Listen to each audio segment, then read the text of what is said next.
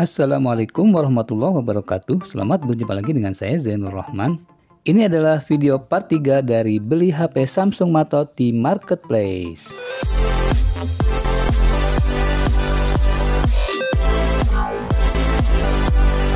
Oke, selamat berjumpa lagi teman-teman semuanya. Semoga baik-baik saja ya.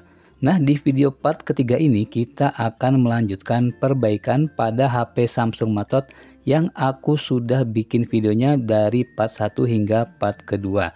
Jadi sekarang kita akan memperbaiki tombol-tombolnya ya. Kalau kemarin kan aku sudah unboxing, kemudian kita sudah mengganti baterainya dan kita sudah membeli LCD untuk penggantian dari LCD yang rusaknya ya. Nah, sekarang saatnya kita akan mengganti tombol yang mendem pada HP ini ya. Jadi pada saat kita beli ini HP ini tombolnya ini tidak bisa digunakan sama sekali ya.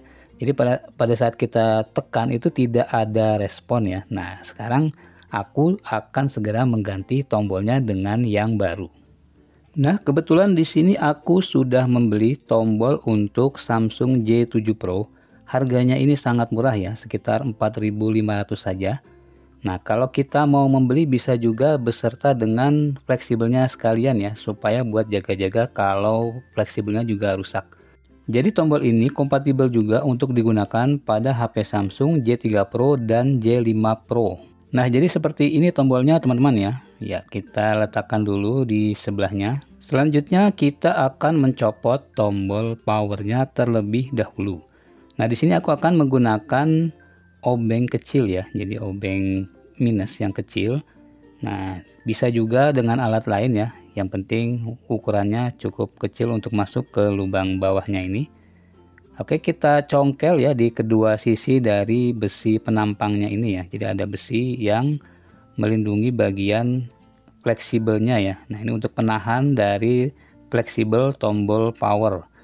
Oke, nah pelan-pelan ya, jangan sampai fleksibelnya putus ya. Tapi kalau putus kita bisa ganti ya, kita harus sudah punya spare part penggantinya ya sebelumnya ya. Oke, nah ini tombolnya sudah bisa kita keluarkan. Di sini terlihat ya, jadi tombolnya sudah aus. Bagian tombol tengahnya ini sudah hilang ya, seiring waktu. Jadi lama-lama dia terkikis. Tombolnya juga sudah rata, tidak ada tombol bagian tengahnya. Oh iya, mumpung dibongkar tombol powernya, ini sekalian aku bersihkan di bagian dalam sini ya. Nah, di sini kalau kita lihat kan ada debu-debunya, jadi sebaiknya kita bersihkan mumpung sedang dibuka. Oke, nah ini sudah mulai bersih ya, jadi enak dilihatnya nih.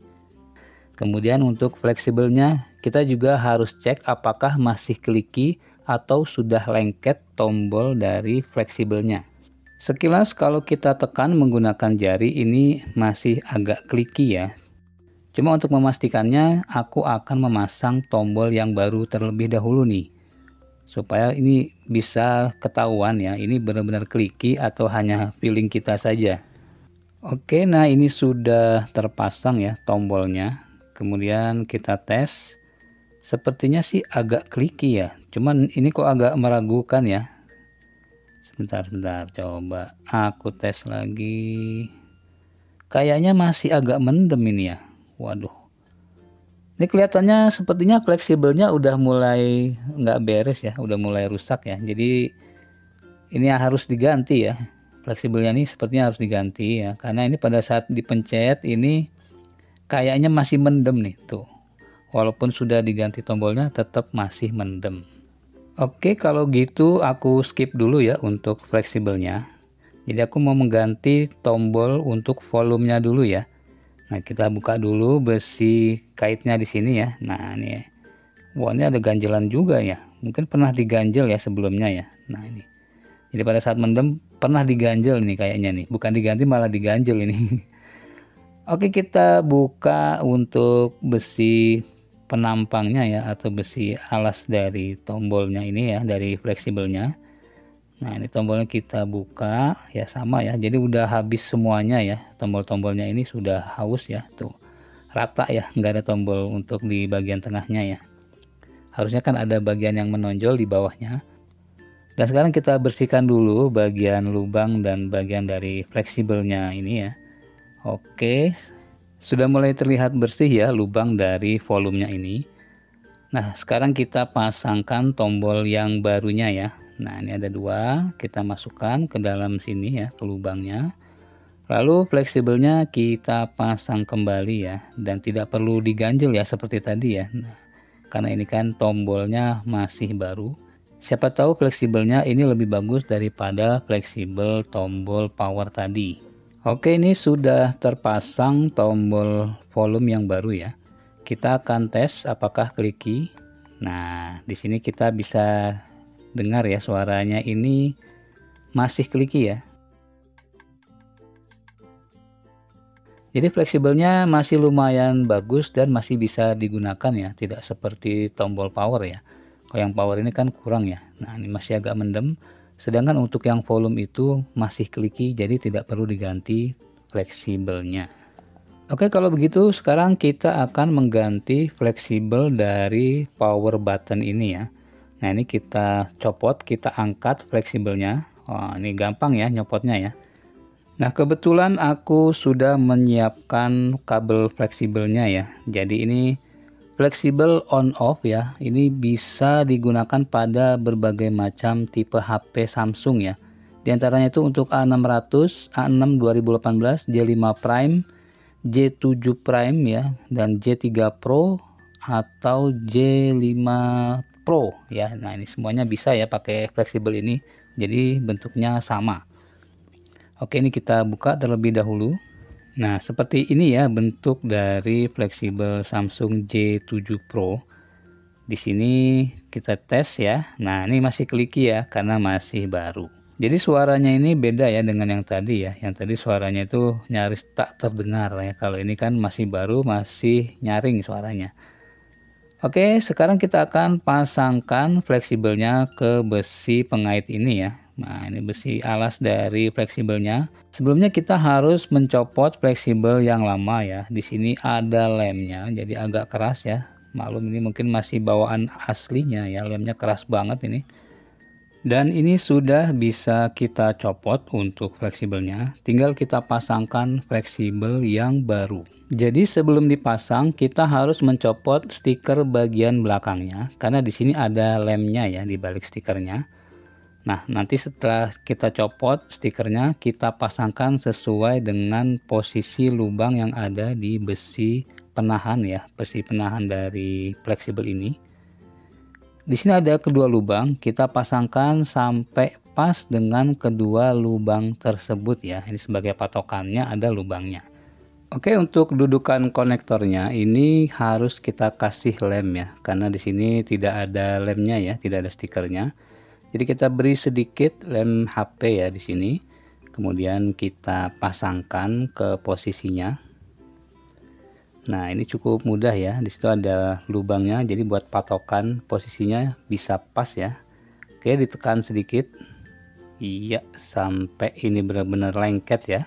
Kemudian kita masukkan kembali kabel fleksibelnya ini ya yang ada besinya ke dalam posisi semula ya.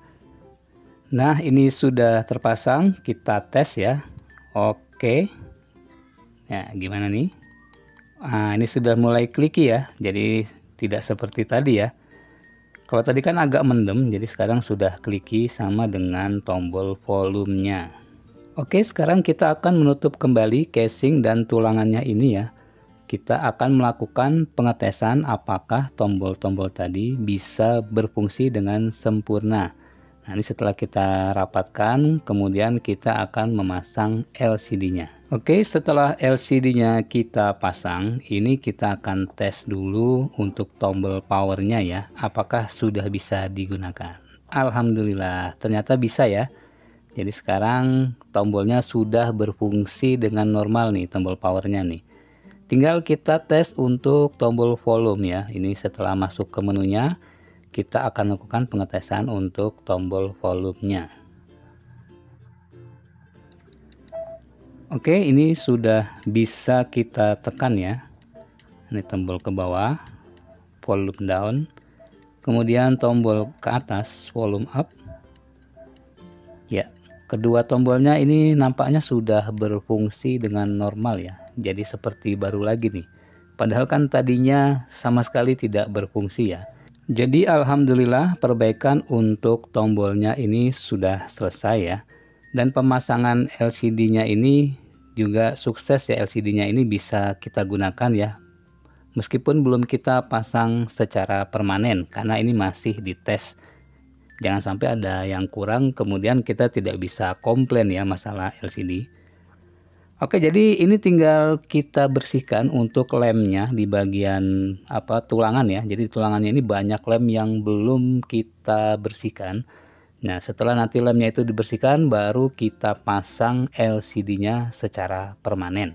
Oke, jadi perbaikan untuk HP Matot yang aku beli sebelumnya ini sudah selesai ya. Tinggal pemasangan bagian LCD-nya saja.